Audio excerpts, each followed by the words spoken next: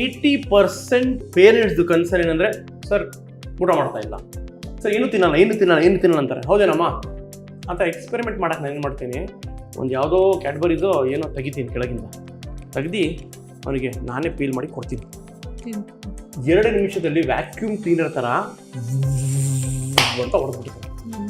ಅವ್ರ mummy daddy ಕರ್ಕೊಂಡಿರ್ತಾರೆ, sir ಇದೆಲ್ಲ ತಿಂತಾನೆ ಸರ್, ಇದು ಚಿಪ್ಸು ಕುರ್ಕುರೆ ಚಾಕ್ಲೇಟ್ ಎಲ್ಲ ತಿಂತಾನೆ, ಮತ್ತು ಎಲ್ಲಿ ಏನು ತಿನ್ನಲ್ಲ ಅಂದ್ರಿ ನೀವು, ಏನೂ ತಿನ್ನಲ್ಲ ಅಂದರೆ ಉಪವಾಸ ತಾನೇ ಅವ್ನು ತಿಂಗಳಿಂದ, ದಟ್ ಈಸ್ ರಾಂಗ್ ತಾನೆ ಸರ್. ಅವನಿಗೆ ಇಷ್ಟ ಇರೋ ಫುಡ್ ತಿಂತಾನೆ.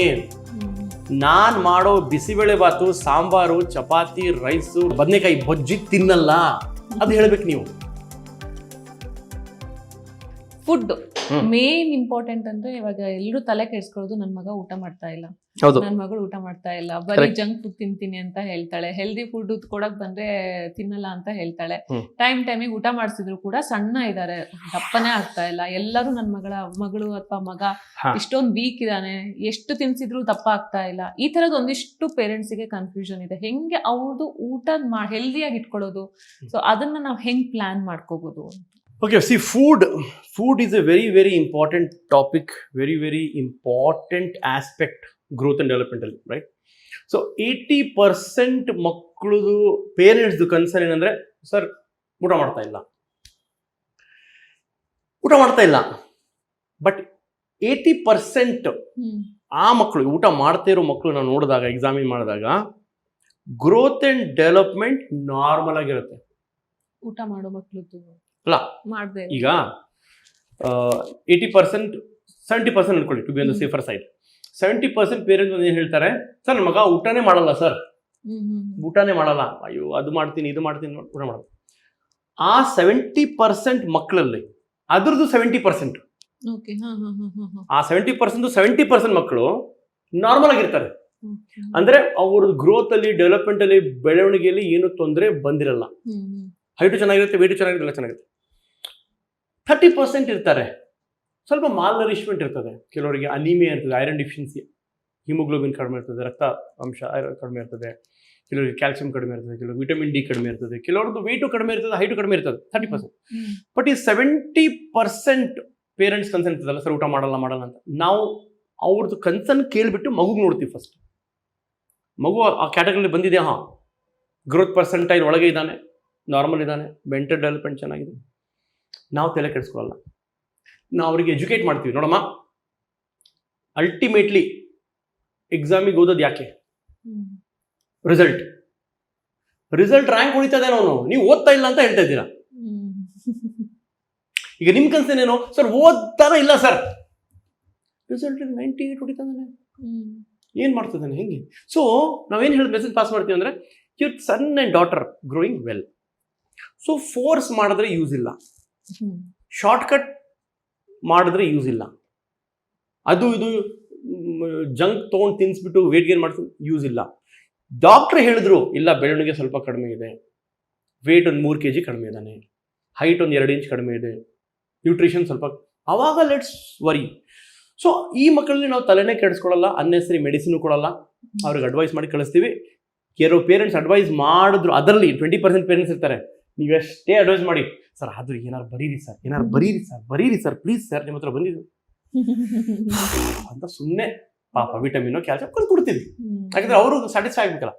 ಸೊ ಈ 30% ಮಕ್ಕಳು ಇರ್ತಾರಲ್ಲ, ಆ್ಯಕ್ಚುಲ್ ಪ್ರಾಬ್ಲಮ್, ಊಟ ಮಾಡ್ತಾ ಇಲ್ಲ, ಹೌದು, ಗ್ರೋತು ಕಡಿಮೆ ಇದೆ, ಹೈಟ್ ಕಡಿಮೆ ಇದೆ, ವೇಟ್ ಕಡಿಮೆ ಇದೆ, ಇಂಥ ಮಕ್ಕಳಿಗೆ ನಾವು ಪೇರೆಂಟ್ಸ್ಗೆ ಗೈಡ್ ಮಾಡ್ತೀವಿ. ಡಯಟ್ ಚಾರ್ಟ್ ಇರಲಿ, ನ್ಯೂಟ್ರಿಷನ್ ಎಷ್ಟು ಕೊಡಬೇಕು, ಪ್ರೋಟೀನ್ ರಫ್ಲಿ about 0.8 to 1 gram per kg protein ಸಿಗ್ಬೇಕು ಮಕ್ಕಳಿಗೆ. ಅಷ್ಟು ಪ್ರೋಟೀನ್ ಸಿಗ್ತಾ ಇದೆಯೇನಮ್ಮ, ಇಷ್ಟು ಫ್ಯಾಟ್ ಸಿಗ್ತಾ ಇದೆಯಾ, ಇಷ್ಟು ಕಾರ್ಬೋಹೈಡ್ರೇಟ್ ಸಿಗ್ತಾ ಇದೆಯಾ, ಇಷ್ಟು ವಿಟಮಿನ್ ಮಿನರಲ್ ಸಿಗ್ತಾ ಇದೆಯಾ ಅಂತ ಕ್ಯಾಲ್ಕುಲೇಟ್ ಮಾಡಿ ಅವ್ರಿಗೆ ಗೈಡ್ ಮಾಡ್ತೀವಿ. ಬಟ್ ಅದರಲ್ಲಿ ಮೋಸ್ಟ್ ಆಫ್ ದರ್ ಕನ್ಸರ್ನ್ ಅಂದರೆ, ಸರ್ ಏನೇ ಕೊಟ್ಟರು ತಿನ್ನಲ್ಲ. ಅದರಲ್ಲಿ ಒಂದು ಗ್ರೂಪ್ ಇದೆ, ಈಗ 30% ಅಲ್ಲಿ 70%, ಅದರಲ್ಲಿ 70% ಏನು ಮಾಡ್ತಾರೆ, ಏನಂತ ಗೊತ್ತಾ, ಸರ್ ಏನು ತಿನ್ನಲ್ಲ ಅಂತಾರೆ. ಹೌದೇನಮ್ಮ ಅಂತ ಎಕ್ಸ್ಪೆರಿಮೆಂಟ್ ಮಾಡೋಕೆ ನಾನು ಏನು ಮಾಡ್ತೀನಿ, ಒಂದು ಯಾವುದೋ ಕ್ಯಾಡ್ಬರೀಸೋ ಏನೋ ತೆಗಿತೀನಿ ಕೆಳಗಿಂದ, ತೆಗ್ದು ಅವನಿಗೆ ನಾನೇ ಪೀಲ್ ಮಾಡಿ ಕೊಡ್ತೀನಿ. 2 ನಿಮಿಷದಲ್ಲಿ ವ್ಯಾಕ್ಯೂಮ್ ಕ್ಲೀನರ್ ಥರ ಅಂತ ಹೊಡೆದ್ಬಿಡ್ತಾನೆ.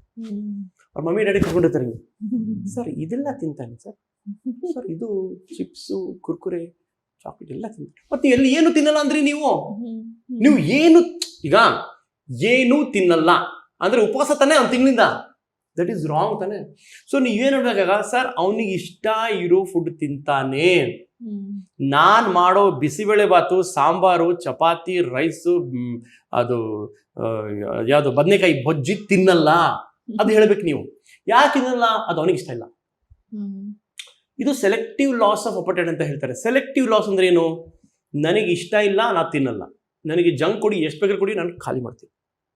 ಬಟ್ ಅದರಲ್ಲಿ ಆ ರೇಂಜಲ್ಲಿ 20% ಇತ್ತಲ್ಲ ಅದು ರಿಯಲ್ ಪ್ರಾಬ್ಲಮ್. ಅದು ಟೋಟಲ್ 100% ಅಲ್ಲಿ ನೋಡಿದ್ರೆ ನೀವು ಅದದ್ದು ದಟ್ ಇಸ್ 5%, 5 to 8% ಇರ್ಬೋದು ರಿಯಲ್ ಪ್ರಾಬ್ಲಮ್. ತಿಂತಾನೂ ಇಲ್ಲ, ಗ್ರೋತು ಆಗ್ತಿಲ್ಲ, ಜಂಕು ತಿಂತಾ ಇಲ್ಲ ಸರ್, ಅವನಿಗೆ ಇಷ್ಟನೇ ಇಲ್ಲ ಸರ್. ಆಗ ನಾವೇನು ಮಾಡ್ತೀವಿ, ಇನ್ವೆಸ್ಟಿಗೇಟ್ ಮಾಡ್ತೀವಿ. ಇಂಥ ಮಕ್ಕಳಲ್ಲಿ ಏನಾದ್ರು ಗ್ಯಾಸ್ಟ್ರಿಕ್ ಪ್ರಾಬ್ಲಮ್ ಇದೆಯಾ, ಏನಾದ್ರು ಲಿವರ್ ಪ್ರಾಬ್ಲಮ್ ಇದೆಯಾ, ಏನಾದ್ರು ಡೈಜೆಸ್ಟಿವ್ ಪ್ರಾಬ್ಲಮ್ ಇದೆಯಾ, ಏನಾದ್ರು ಅಬ್ಸಾರ್ಪ್ಷನ್, ಸುಮಾರು ಇದಾವೆ ಕಂಡೀಷನ್ಸ್. ಅದು ನೋಡಿ ಬ್ಲಡ್ ಟೆಸ್ಟ್ ಅನ್ನು ಮಾಡಿಬಿಟ್ಟು ಅಕಾರ್ಡಿಂಗ್ಲಿ ಆ ಟ್ರೀಟ್ಮೆಂಟ್ ಗೈಡ್ ಮಾಡ್ತೀವಿ. Otherwise most of the parents ನಾನು ಏನು ಹೇಳೋದಂದ್ರೆ ದಯವಿಟ್ಟು ಮೊಬೈಲ್ ತೋರಿಸಿ ಊಟ ಮಾಡಿಸ್ಬೇಡಿ. Don't do that. ಮೊಬೈಲ್ ತೋರಿಸಿ ಊಟ ಮಾಡಿಸ್ಬೇಡಿ ಸರ್. ಇನ್ನಂದ್ರೆ ಊಟನೇ ಮಾಡಲ್ಲ ಸರ್ ಅವನು ಅಂದ್ರೆ ಯಾರು ತೋರಿಸಿದ್ ಮೊಬೈಲ್ ನನಗೆ ಫಸ್ಟು? ನಾವು ಮಾಡಿರ್ತೀವಿ ಅದು. ಇಲ್ಲ ಸರ್ ಮೊಬೈಲ್ ಅಂದ್ರೆ ಊಟನೇ ಮಾಡಲ್ಲ ಸರ್ ನೀವು ಶುರು ಮಾಡಿದ್ ನೀವು, ಈಗ ನಿಮಗೆ ಅದು ಹ್ಯಾಬಿಟ್ ಬಿಡಿಸಕ್ಕೆ ಆಗ್ತಾ ಇಲ್ಲ. ಆಲ್ರೆಡಿ ಗೊತ್ತಾದ್ಮೇಲೂ ಆ ಹ್ಯಾಬಿಟ್ ಫ್ಯೂಚರಲ್ಲಿ ಡೇಂಜರಸ್ ಅಂತ ಗೊತ್ತಾದ್ಮೇಲೂ ಬಿಡಿಸ್ತಿಲ್ಲ ಅಂದ್ರೆ ನೀವು, ದಟ್ ಇಸ್ ಸ್ಟುಪಿಡಿಟಿ ಅಲ್ವಾ? 1 ವಾರ 2 ವಾರ 3 ವಾರ ಹಠ ಮಾಡ್ಬೋದು, ಬಟ್ ದಯವಿಟ್ಟು ಮೊಬೈಲ್ ತೋರಿಸ್ಬೇಡಿ. ಈಗ ನಾವು ಚಿಕ್ಕವರಿದ್ದಾಗ ಊಟ ಮಾಡಿದ್ವಲ್ಲ, ನಮ್ಮ ಗ್ರ್ಯಾಂಡ್ ಪೇರೆಂಟ್ಸ್ ಊಟ ಮಾಡಿದ್ವಲ್ಲ, ಮೊಬೈಲ್ ಇರಲಿಲ್ಲ ತಾನೆ, ಗುಬ್ಬಚ್ಚಿನೋ ಏನೋ ಸಮಥಿಂಗ್. ಸೊ ಗ್ಯಾಜೆಟ್ಸ್ ತೋರಿಸಿ ಊಟ ಮಾಡೋದ್ರಿಂದ ನ್ಯೂಟ್ರಿಷನಲ್ ಇಶ್ಯೂಸ್ ಬರ್ತದೆ, ಅವ್ರಿಗೆ ಚಿವಿಂಗ್ ಪ್ರಾಬ್ಲಮ್ಸ್ ಬರ್ತದೆ, ಫುಡ್ ಬಗ್ಗೆ ಇಂಟ್ರೆಸ್ಟು ಬರಲ್ಲ ಫ್ಯೂಚರಲ್ಲಿ. ಯಾಕಂದರೆ ಮೊಬೈಲ್ ಯಾವಾಗ ಇರೋದಿಲ್ಲ, ಅವ್ನು ತಿನ್ನಲ್ಲ, ಅವ್ನು ಏನು ಫುಡ್ ಅದು ನನಗೆ ಗೊತ್ತೇ ಇಲ್ಲ, ನೋಡ್ತಾ ಇರ್ತಾನೆ ಎಷ್ಟು ಬೇಕಾದ್ರೆ ಹಾಕಿ. ಒಬೇಸಿಟಿ ಆಗ್ತಾ ಇದೆ, ಯಾಕೆ ಹೇಳಿ? ಕಾನ್ಸ್ಟೆಂಟ್ ಅದು ತೋರಿಸ್ಬಿಟ್ರೆ ನೀವು ಏನು ಬೇಕಾದ್ರೆ ಹಾಕಿ ಹೋಗುತ್ತೆ obesity. So of course lot of neurological problems ಚಿಕ್ಕ ಮಕ್ಕಳಿಂದ ಮೊಬೈಲ್ ತೋರಿಸಿದ್ರೆ ಬರ್ತಾ ಇದೆ. ಸ್ಪೀಚ್ ಡಿಲೇ ಆಗ್ತಾ ಇದೆ, ಬಿಹೇವಿಯರ್ ಪ್ರಾಬ್ಲಮ್ ಬರ್ತಾ ಇದೆ, ಅಗ್ರೆಷನ್ ಬರ್ತಾ ಇದೆ, ಎಮೋಷನಲ್ ರೆಗ್ಯುಲೇಷನ್ ಆಗ್ತಾ ಇಲ್ಲ ಮಕ್ಕಳಲ್ಲಿ. ಸೊ ಇದು ಫುಡ್ಡಲ್ಲಿ ರಿಯಲ್ ಪ್ರಾಬ್ಲಮ್ ಇರೋದು 5%, 8% ಅನ್ಕೋತೀನಿ ನಾನು. ಬಾಕಿ ಎಲ್ಲ ಕನ್ಸರ್ನ್ಸ್ ಪೇರೆಂಟ್ಸ್ ಎಕ್ಸ್ಪೆಕ್ಟೇಷನ್ ಇರುತ್ತೆ ರೀ. ಈಗ ನಾ ಇಷ್ಟು ಮಾಡಿದ್ದೀನಿ ಒಂದು ರೈಸು, ಇದು ಫುಲ್ಲು ತಿನ್ಬೇಕು ಅವನು ಅಂತ ರೂಲ್ ಯಾರು ಮಾಡೋದು? ನಾವು ಮಾಡೋದು. ಅದು ಎಷ್ಟು ರೂಲ್ ಎಷ್ಟು ರೈಟ್ ಎಷ್ಟು ಸ್ಟ್ರಾಂಗ್ ಅಂತ ಯಾರಿಗೆ ಗೊತ್ತು? ಅವನಿಗೆ ಬೇಕಾಗಿರೋದು ಇಷ್ಟು ಕ್ಯಾಲರೀಸ್, ಅಷ್ಟು ಕ್ಯಾಲರೀಸ್ ಇದೆಯಾ ಆ ಮೀಲಲ್ಲಿ? ನೀವೇ ಜಾಸ್ತಿ ಹಾಕಿದ್ದೀರಾ? ಸ್ವಲ್ಪ ನೀವು ಅದ್ರ ಬಗ್ಗೆ ಮೇ ಬಿ ನ್ಯೂಟ್ರಿಷನಿಸ್ಟ್ ಹತ್ರ ಸಜೆಷನ್ ತೊಗೊಳ್ಬೇಕು. ನೀವು ಗೂಗಲಲ್ಲಿ ಸ್ವಲ್ಪ ಇನ್ಫಾರ್ಮೇಷನ್. ನನ್ನ ಮಗ 5 ಇಯರ್ಸು, ಎಷ್ಟು ಕ್ಯಾಲರಿ ಡೈಲಿ ತಿನ್ನಬೇಕು?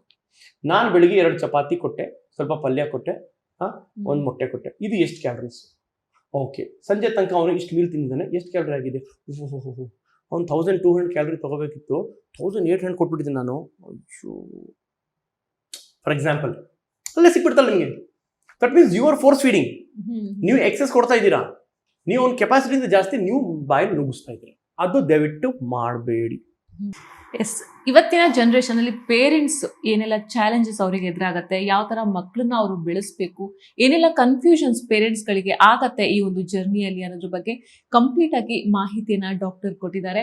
ಹೋಪ್ಫುಲಿ ಈ ವಿಡಿಯೋ ನಿಮಗೂ ಕೂಡ ಯೂಸ್ಫುಲ್ ಆಗತ್ತೆ ಅಂತ. ಯೂಸ್ಫುಲ್ ಆಗೋದಿದ್ರೆ ಲೈಕ್ ಮಾಡಿ, ಕಮೆಂಟ್ ಮಾಡಿ, ಮತ್ತೆ ಶೇರ್ ಮಾಡಿ. ಹಾಗೆ Vishwavani TV special YouTube channel subscribe ಮಾಡಿ. Thank you.